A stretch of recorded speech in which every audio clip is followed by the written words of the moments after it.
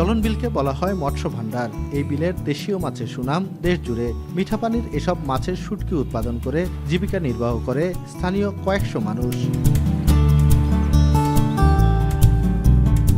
চলন বিল অধ্যুষিত সিরাজগঞ্জের মহেশলুটি, উল্লাপাড়া সহ বিভিন্ন এলাকায় গড়ে উঠেছে অর্ধশত শুটকির চাতাল। বিভিন্ন আড়ত আর জেলেদের থেকে পুঁটি, ট্যাংরা, খলসা, টাকি, চান্দা, বোয়াল সহ নানা প্রজাতির মাছ সংগ্রহ করে শুটকি উৎপাদন হয়। আকার ও প্রকারভেদে প্রতি কেজি বিক্রি হয় 200 থেকে 1000 টাকা পর্যন্ত।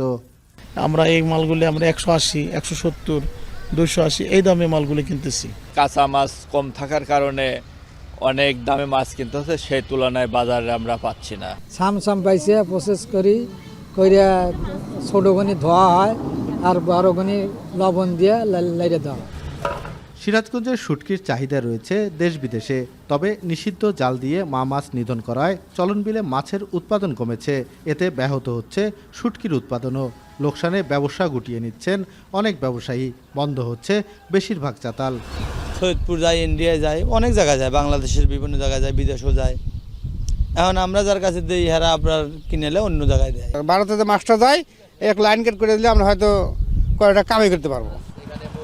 মৎস্য বিভাগ বলছে মাছের উৎপাদন বাড়াতে অভয়শ্রম তৈরি সহ নানা পরিকল্পনা নেওয়া হচ্ছে। পাশাপাশি সহায়তা করা হচ্ছে শুটকি ব্যবসায়ীদের।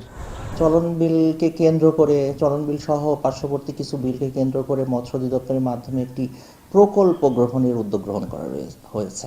এই প্রকল্পটা বাস্তবায়ন হলে আশা করা যায় অনেকাংশেই এই দেশীয় প্রজাতির মাছের যে প্রাচুর্যতা আবার ফিরে আসবে। চলতি মৌসুমে সিরাজগঞ্জে 350 টন শুটকি উৎপাদনের লক্ষ্যমাত্রা রয়েছে, যার আনুমানিক বাজার মূল্য 10 কোটি টাকা। রিফাত রহমান, এখন, সিরাজগঞ্জ। শিয়া বাটার ও ভিটামিন ই সমৃদ্ধ lily glam beauty soap. Lily, always beautiful.